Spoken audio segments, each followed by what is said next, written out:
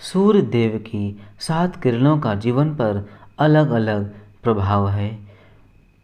सूर्य की छठी किरण को आरोग्य और भक्ति का मार्ग प्रशस्त करने वाला माना गया है।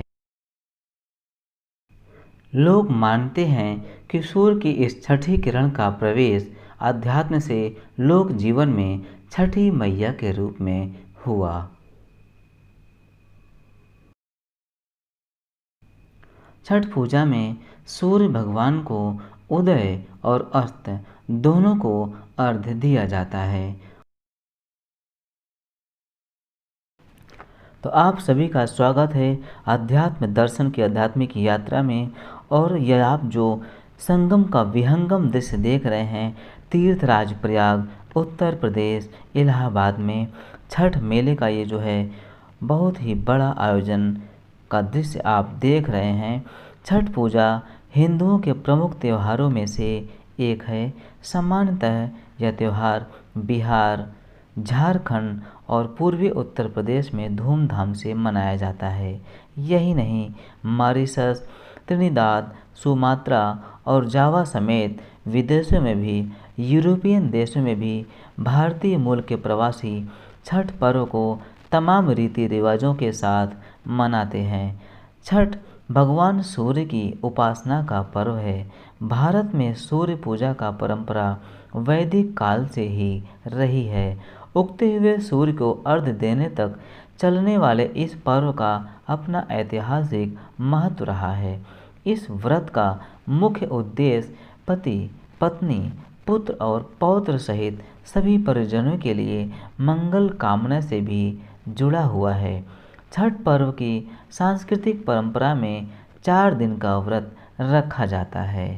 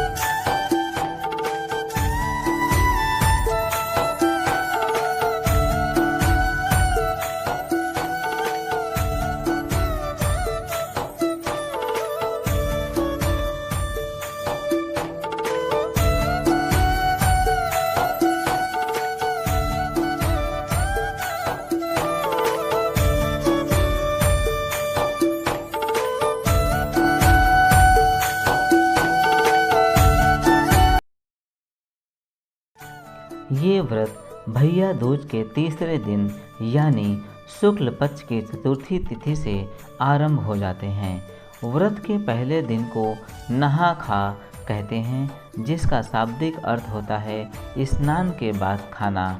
इस दिन पवित्र नदी में श्रद्धालु द्वारा स्नान किया जाता है। वैसे तो यह पर्व मूल रूप से गृहिणियों द्वारा मनाया जाता है, लेकिन आजकल पुरुष भी इसमें समान रूप से सहयोग देते हैं। छठ पूजा का संबंध हठ योग से भी है, जिसमें बिना भोजन ग्रहण किए हुए लगातार कई घंटों तक पानी में खड़ा रहना पड़ता है और भगवान सूर्य की उपासना करनी पड़ती है। इससे शरीर के अशुद्ध जीवाणु परास्त हो जाते हैं। लोक परंपरा के मुताबिक सूर्य देव और छठी मैया का संबंध भाई बहन का है, इसलिए छठ के मौके पर सूर्य की आराधना फलदायी मानी गई। छठ से जुड़ी पौराणिक मान्यताओं और लोक कथाओं पर गौर करें तो पता चलता है कि भारत के आदिकालीन सूर्यवंशी राजाओं का यह मुख्य पर्व था।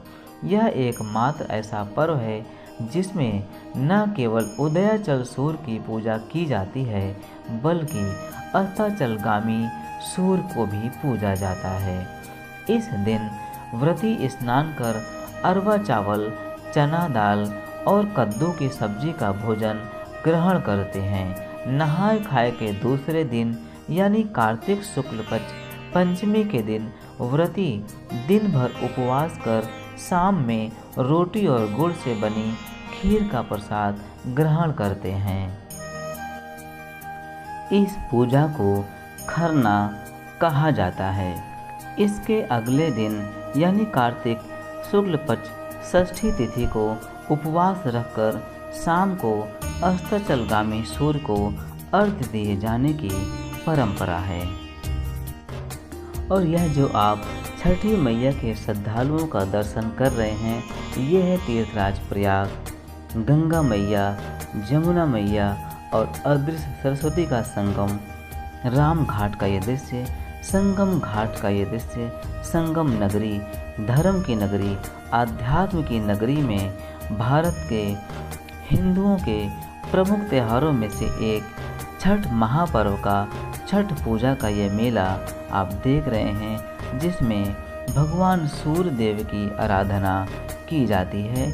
और यहाँ पर ये आज कार्तिक शुक्ल पक्ष षष्ठी अस्ताचलगामी सूर्य को अर्घ्य देने के बाद ये श्रद्धालु अपने अपने घरों की ओर वापस जाते हुए श्रद्धालुओं के भाव का आप यहाँ पर दर्शन कर रहे हैं त्रिवेणी संगम प्रयागराज में।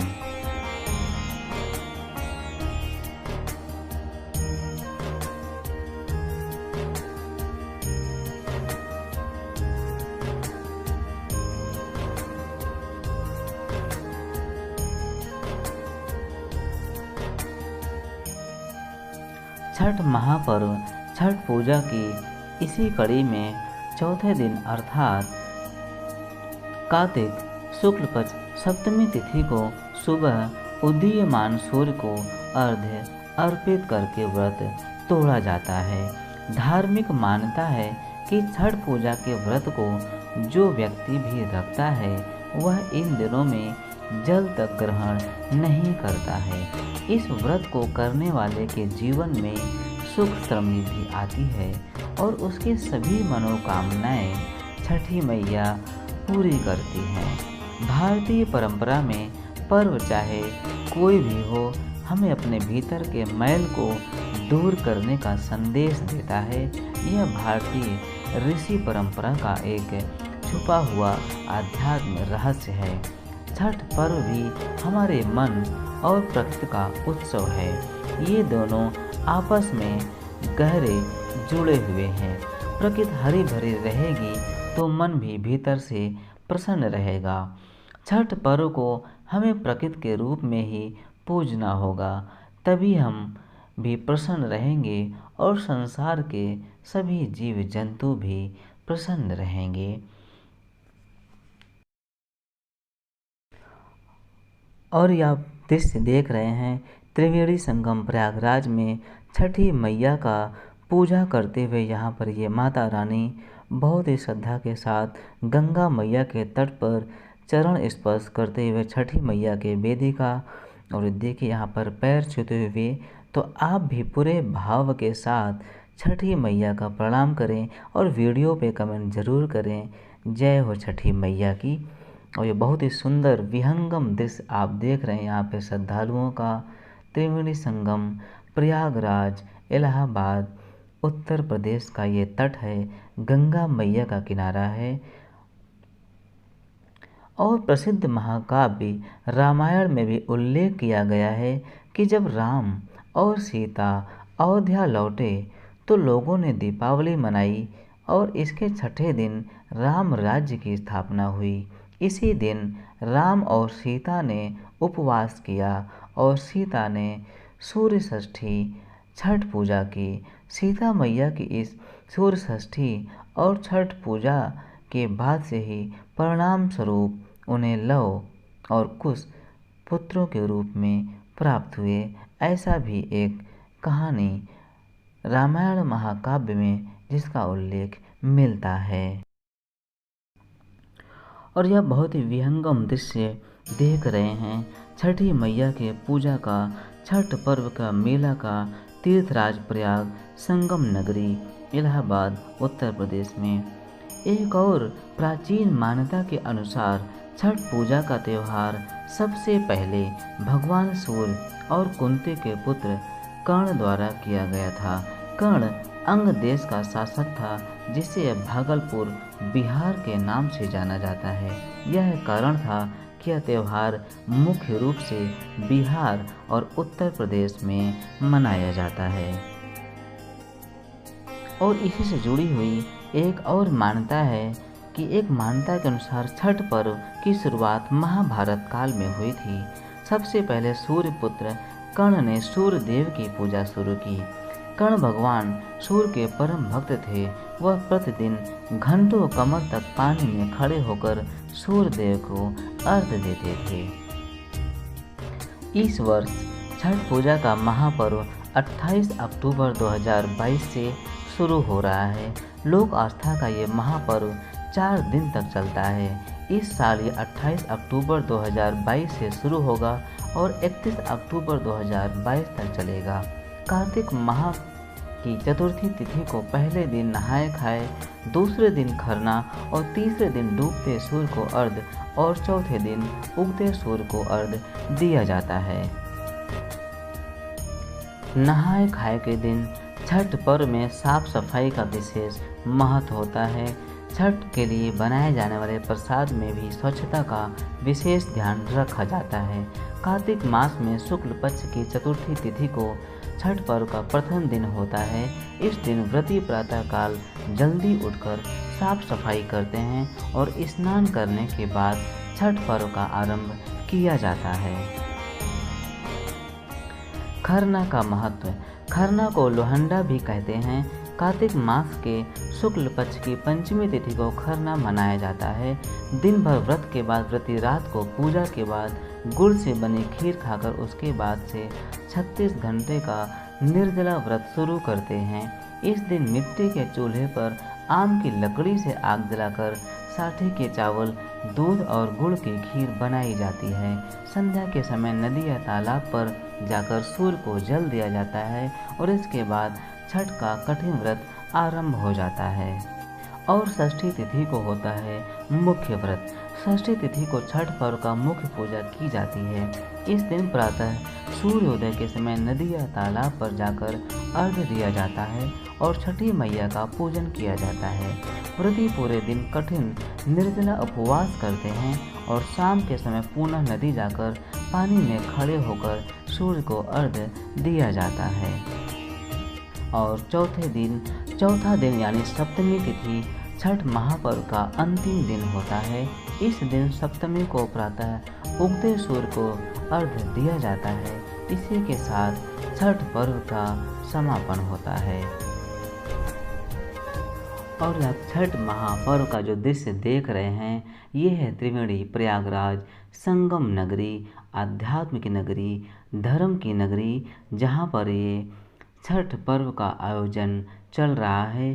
पूरे श्रद्धा भाव के साथ यहाँ पर छठी मैया की पूजा अर्चना की जा रही है। और आज कार्तिक मास का शुक्ल पक्ष की षष्ठी का दिन है, जहाँ पर छठी मैया का मेले का ये आप पर्व देख रहे हैं।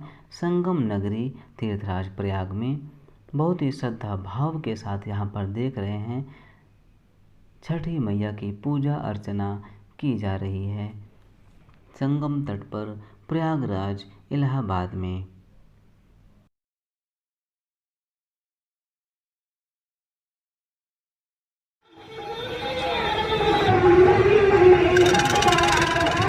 और छठी मैया के घर में संतान प्राप्ति और परिवार की सुख समृद्धि का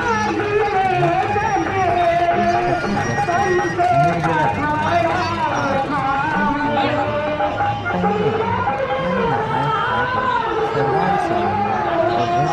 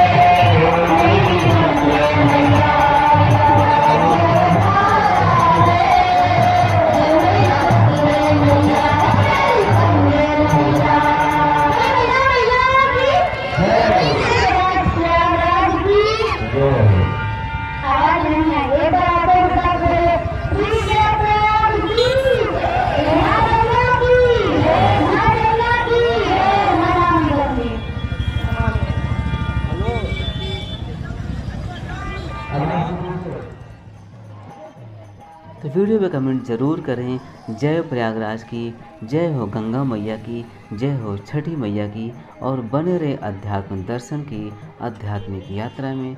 मिलते हैं नेक्स्ट वीडियो में, तब तक के लिए हर हर